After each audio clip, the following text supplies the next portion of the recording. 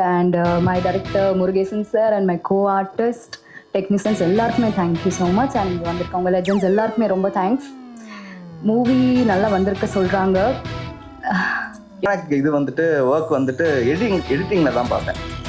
எடிட்டிங்கில் பார்த்தீங்கன்னா அவர் அங்கே ஷூட்டிங்கில் என்ன பண்ணுறாங்களோ அதை அப்படியே மைண்ட்லேயே அவர் எடிட் பண்ணி வச்சுருக்காரு.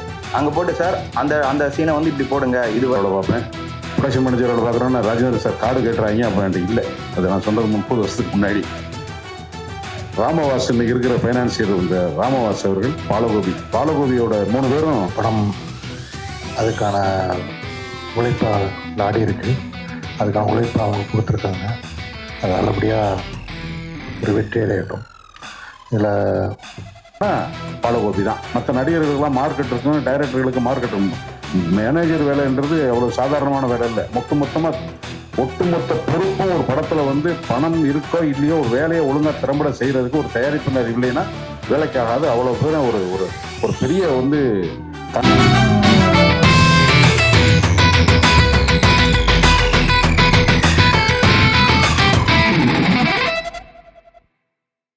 First of all, I would like to thanks all press and media for coming here. Thank you so much. And next, my producer Balagopi sir and Raghu sir and my director Murugesan sir and my co-artist technicians எல்லாருக்குமே thank you so much. And இங்கே வந்திருக்கவங்க legends எல்லாருக்குமே ரொம்ப thanks. Movie நல்லா வந்திருக்க சொல்கிறாங்க.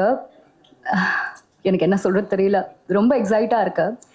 Please எல்லாருமே தியேட்டரில் பார்த்துட்டு சப்போர்ட் பண்ணுங்க. Thank you so much. வருகை தந்திருக்கும் producers, managers, friends and family, press and media எல்லாருக்கும் என் மாலை வணக்கம்.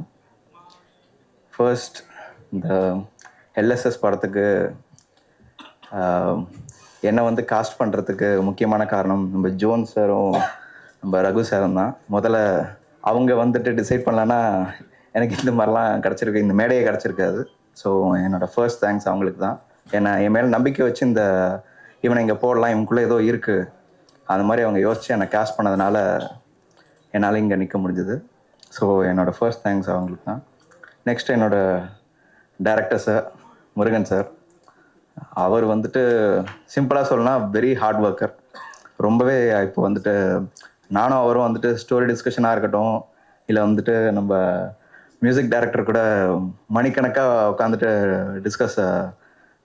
சாங்ஸ் பற்றி டிஸ்கஸ் பண்ணுறதா இருக்கட்டும், டைம் போகிறதே தெரியாது. அப்படியே 2 மணி 3 மணிக்கெலாம் கூட பேசியிருக்கோம். ஸோ அவ்வளோ ஹார்ட் ஒர்க் பண்ணி மெயினாக எனக்கு வந்து ரொம்ப கைடன்ஸ் கொடுத்தாரு சார். எனக்கே சில நேரத்தில் ஒரு டவுட் வரும், ஓகே நம்ம கரெக்டாக பண்ணுறோமா இல்லை வேறு ஏதாவது பண்ணலாமா, அந்த மாதிரிலாம் இருக்கும்போது சார் இல்லை நீ பண்ணுறது இது இல்லை இப்படி பண்ணலாம், அந்த மாதிரி வந்துட்டு எனக்கு நல்ல கைடன்ஸ் கொடுத்தாரு sir. So thank you sir. Next வந்துட்டு நம்ம சினிமாட்டோகிராஃபர் சார். அவர் வந்துட்டு சதீஷ், அவர் வரல இன்னைக்கு. பட் அவர் எனக்கு ரொம்ப க்ளோஸ். இந்த படத்துக்கு முன்னாடியே எனக்கு அவரை தெரியும். ஸோ அன்ஃபார்ச்சுனேட்லி அவர் ஒரு அவுட்டோர் ஷூட்டில் இருந்ததுனால இன்னைக்கு அவரால் வர முடியல. ஸோ அவர் சொல்லியிருந்தார் வாழ்த்துக்கள் அண்ட் ப்ரெஸ் அண்ட் மீடியாவுக்கு சொல்லுங்கன்னு சொல்லிட்டு. ஸோ அவரோட ஒர்க் பார்த்தீங்கன்னா அவங்களோட க்ரூ நீங்கள் படத்தோட சில காட்சிகள் வச்சே பார்க்கலாம். ஒவ்வொரு இது ஷார்ட், ஒவ்வொரு சீனுக்குமே எல்லாமே வந்துட்டு ஒரு ஹாலிவுட் ரேஞ்சுக்கு லைட்டிங்கும் எல்லாமே ஃப்ரேமிங் எல்லாமே பக்காவாக பண்ணுவார். ஸோ சும்மா ஒரு மேடைக்கு சொல்லணும்னு இல்லை, உண்மையிலேயே அந்த அளவுக்கு பண்ணுவார் அவர். ஸோ நானே வந்துட்டு ஓகே இது நான் தானா இவ்வளோ நல்லா இருக்கேன் அந்த மாதிரிலாம் எனக்கு டவுட் இருக்கும்போது அவர் வைக்கிற ஃப்ரேமிங் ஓகே அவர் கொடுக்குற பூஸ்ட், அவர் காட்டுற ஃப்ரேமிங்கில் தான் நான் அப்படி தெரியினேன். ஸோ மற்றபடி ஒன்றும் இல்லை. ஸோ அவருக்கு ஒரு பெரிய தேங்க்ஸ். நெக்ஸ்ட் நம்ம படத்தோட இன்னைக்கு நம்மளோட கதாநாயகன் பார்த்தா நம்ம அஸ்வமித்ரா சார் தான்.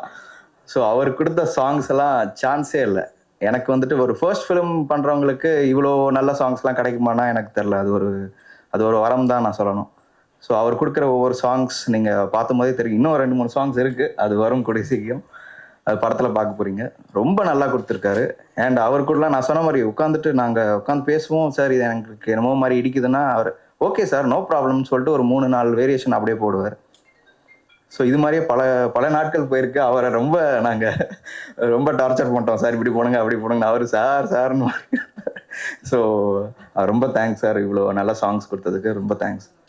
ஸோ நெக்ஸ்ட் வந்து பார்த்தீங்கன்னா நம்ம இது டான்ஸ் மாஸ்டர் ஸோ அவர் பார்த்தீங்கன்னா நான் எனக்கு இப்படி ஓரளவுக்கு ஆடுவேன், நான் பெரிய டான்ஸர்லாம் கிடையாது, ஓரளவுக்கு ஆடுவேன். ஸோ எனக்கு வந்துட்டு ஓகே ஃபர்ஸ்ட் டேவே பார்த்தீங்கன்னா எனக்கு டான்ஸ் ஷூட் தான்.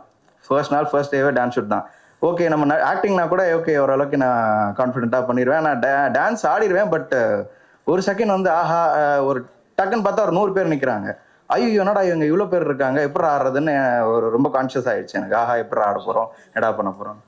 அப்புறம் எப்படியோ ஃபர்ஸ்ட் டே எனக்கு அப்படி இருந்துச்சு.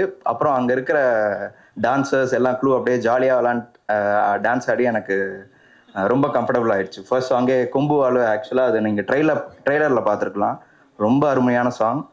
ஸோ அந்த மாதிரி சாங் டான்ஸ் மாஸ்டர் எனக்கு நல்ல ரொம்ப அழகான சாங்ஸ் கொடுத்துருக்காரு. ஸோ டான்ஸ் மாஸ்டர்ஸுக்கு தேங்க்ஸ். அண்ட் ஸ்டண்ட் மாஸ்டர் அவரும் இன்னைக்கு வரல. இது தளபதி தினேஷ் மாஸ்டர் தான் நம்ம இந்த படத்துக்கு ஸ்டண்ட் பண்ணியிருக்காரு. அது இங்கே ட்ரெய்லரில் கொஞ்சம் பார்த்துருக்கலாம். ஆனால் அவரோட ஷார்ப் மைண்ட் வந்துட்டு நீங்கள் படம் பார்த்தா தான் தெரியும். என்னன்னா ஷார்ட்ஸு என்ன ஃபர்ஸ்ட் நாளே தூக்கிட்டார், ரோப் போட்டு தூக்கிட்டார் மேலே. நானும் எதிர்பார்க்கவே இல்லை. ஓகே சும்மா ஃபர்ஸ்ட்டு தான் வரான், இவனுக்கு அவ்வளோ பெருசாக தெரியாது, சும்மா பஞ்சு கிக்கு மாதிரி தான் கொடுப்பாருன்னு பார்த்தா ரோப் போட்டு தூக்கியிருந்தா இப்படி பெல்ட் அப்படியே பெல்ட் சொல்லிட்டார். அண்ட் அவரோட மெயினான இது வந்துட்டு ஒர்க் வந்துட்டு எடிட்டிங்கில் தான் பார்த்தேன். எடிட்டிங்கில் பார்த்தீங்கன்னா அவர் அங்கே ஷூட்டிங்கில் என்ன பண்ணுறாங்களோ அதை அப்படியே மைண்ட்லேயே அவர் எடிட் பண்ணி வச்சிருக்காரு. அங்கே போட்டு சார் அந்த சீனை வந்து இப்படி போடுங்க, இது வருங்க, அப்படியே கரெக்டாக ஷூட் பண்ணிட்டு உங்களுக்கே தெரியும் போஸ்ட் ப்ரொடக்ஷன் எவ்வளோ மாதம் கழிச்சு இருக்கும். அது இன்னும் ஞாபகம் வச்சுட்டு அதுக்கு முன்னாடி நடுவில் அவர் அவ்வளோ படம் பண்ணியிருக்காரு, நிறைய படம் பண்ணிட்டு தான் இருக்காரு. இன்னும் கரெக்டாக மைண்டில் வச்சுட்டு அவர் சொல்கிறாரு அங்கே எவ்வளோ மாதம் இருக்கோ, அவருக்கு என்ன மெமரி பாருங்கள், எவ்வளோ ஷார்ப்பான ஆளுங்க பாருங்கள், செம்ம ஹார்ட் ஒர்க்கர் வரும். ஸோ அண்ட் நம்ம எடிட்டர் சார் அவரோட ஷார்ட்டும் வந்துட்டு அவரோட ஒர்க்கும் பார்த்தீங்கன்னா ரொம்ப அருமையாக இருந்துச்சு. நாங்கள் வந்து ஆக்சுவலாக பார்த்தீங்கன்னா எங்களோட படத்தோட ஃபர்ஸ்ட் ஹாஃப் வந்துட்டு ஒரு 3 hours கிட்ட இருக்கும் ஃபுட்டேஜ். ஏன்னா காலேஜ்லேயே அவ்வளோ பண்ணியிருக்கோம், அவ்வளோ இருந்துச்சு. டேரக்டர் சாருக்கும் ஒரு கன்ஃபியூஷன் இருந்துச்சு. ஸோ அவரும் சேர்ந்து எப்படி உட்காந்து அந்த 1 hour 1.5 hours எப்படி அதை சுருக்குனாங்க இன்ன வரைக்கும் தெரிய மாட்டேங்குது. அதெல்லாம் அவங்ககிட்ட வந்து நான் கொஞ்சம் கொஞ்சமாக கற்றுக்கணும். எப்படி சுருக்குனீங்க சார், எப்படி பண்ணீங்க. ஆனால் அவ்வளோ நல்லா அவுட்புட் இருந்துச்சு. ஏன்னா நான் ஓகே சில விஷயம்லாம் ரொம்ப நல்லா இருந்துச்சு, அதெல்லாம் மிஸ் பண்ணிட்டோமே இந்த மாதிரி இருந்துச்சு. பட் அவரோட ஃபர்ஸ்ட் ஆஃப் அவுட்புட் காமிச்சிட்டோன்னே ஓகே இது சூப்பராக இருக்குது, இதுவே போதும், இதெல்லாம் டேலண்ட் தான் அவங்களுக்கு, இதெல்லாம் இல்லாமல் அதெல்லாம் பண்ண முடியாது. ஸோ எனக்கு அந்த மாதிரி கிடச்சிருக்கு. நெக்ஸ்ட் வந்துட்டு பார்த்தீங்கன்னா நம்ம லிரிக்ஸிஸ்ட் அவங்களாம் வந்துட்டு பாட்டு பார்த்தீங்கன்னா நீங்களே பார்த்துருப்பீங்க. இன்னும் கொஞ்சம் கவனிச்சிருந்தீங்கன்னா லிரிக்ஸ்லாம் அவ்வளோ அருமையாக, இப்போ நார்மலாக இப்போ வர சாங்லாம் பார்த்தீங்கன்னா ஏதோ வரும், ஒன்றுமே புரியாது ஆக்சுவலாக. அதுதான் இப்போ ஹிட் ஆகுது. பட் ரொம்ப நல்ல லிரிக்ஸ்லாம் கொடுத்து எனக்கு ரொம்ப நல்ல சாங்ஸ் கொடுத்துருக்காங்க. அண்ட் இன்னும் நிறைய பேர் நான் தேங்க் பண்ணோம். எனக்கு இப்போ டைம் இல்லையா என்னன்னு தெரியல, இருக்கா? ஓகே. நம்ம மேக்கப் மேனாக இருக்கட்டும், ஆர்கேவாக இருக்கட்டும், இல்லை ப்ரொடக்ஷன் சிவானனாக இருக்கட்டும், எல்லாருமே நான் எனக்கு தேங்க் பண்ணுற பெரிய லிஸ்ட் இருக்குது. சாரி நான் சில பேர் மறந்துருக்கலாம், ஸோ தப்பாக எடுத்துக்கிறேன்னா. ஸோ இந்த படத்துக்கு இன்னும் நல்லா மேலும் நல்லா ரெகக்னைஸ் பண்ணுறதுக்கு ப்ரெஸ் அண்ட் மீடியா உங்களால் தான் முடியும். ஸோ ப்ளீஸ் எங்களுக்கு ஹெல்ப் பண்ணுங்கள். ஸோ இதுக்கு மேலே எனக்கு இப்போ என்ன சொல்கிறது தெரில, I am out of words. So thank you so much. வணக்கம், இனிய மாலை வணக்கம். இந்த விழாவில் வந்து கலந்துக்கிட்டு நட்புக்காக சிறப்பு செய்கின்ற மரியாதைக்குரிய நட்புக்கு எப்பொழுதும் மரியாதை கொடுக்கின்ற அன்புக்குரிய திரு கதிரேசன் சார் அவர்களே, சரண் சார், படத்தோட டைரக்டர் முருகன் மகாலட்சுமி, ரொம்ப வித்தியாசமாக இருக்குது தம்பி. நான் பெண் இயக்குனர் நினச்சேன், முருகன் மகாலட்சுமின்னு. மகாலட்சுமி எனது மனைவியோட பேர், அவங்க அங்கே தான் இருக்காங்க, அவங்களுக்கு பெருமைப்படுத்தணும்னு இந்த பேர். சூப்பர், வாழ்த்துக்கள். இந்த எண்ணம் ஒன்று போதும், உங்களை வாழ வச்சிடும்.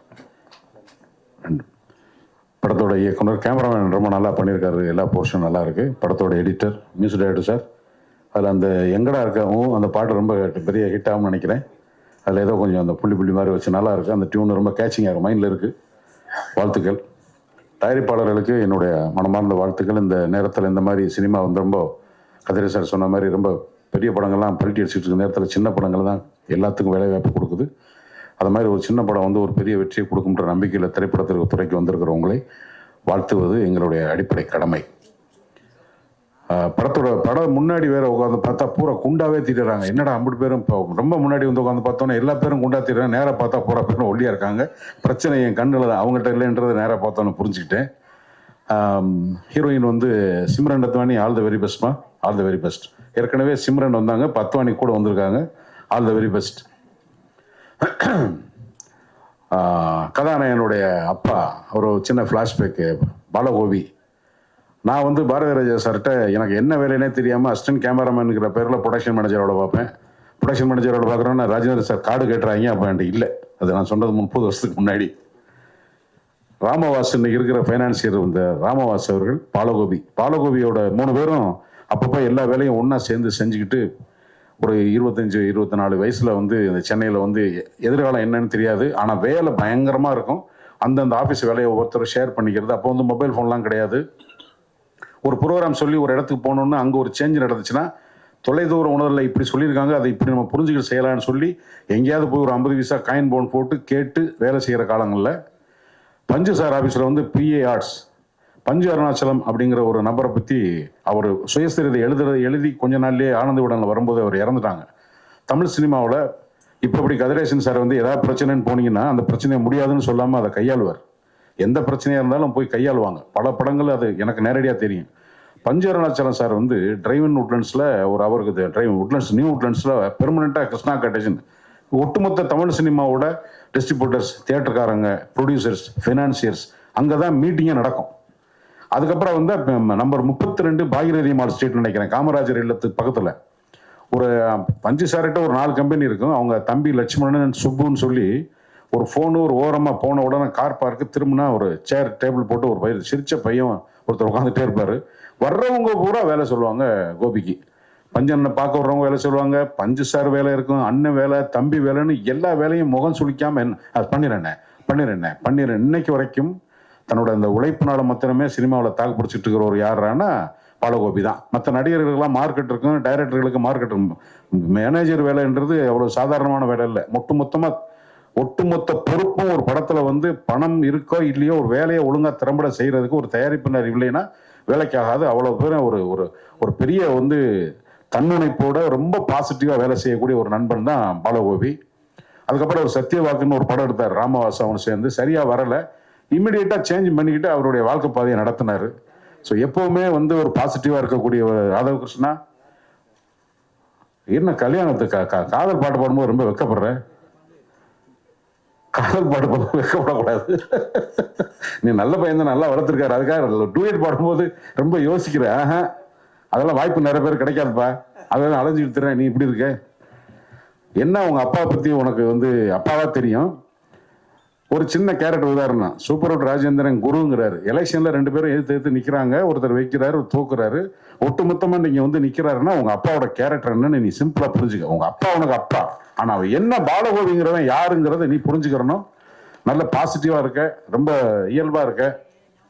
உனக்கு உங்க அப்பாவுடைய வியர்வை துளிகள் உனக்கு வெகுமதியாக இந்த திரைப்படம் கொடுக்க வேண்டும் என்று மனமாற வாழ்த்துகிறேன். வாய்ப்புக்கு நன்றி, வணக்கம். வந்திருக்கும் அனைத்து மீடியா பத்திரிகை நண்பர்கள் அனைவருக்கும் வணக்கம். மேடையில் இருக்கும் பெரியவர்கள் அனைவருக்கும் வணக்கம். ரொம்ப மகிழ்ச்சியாக இருக்குது.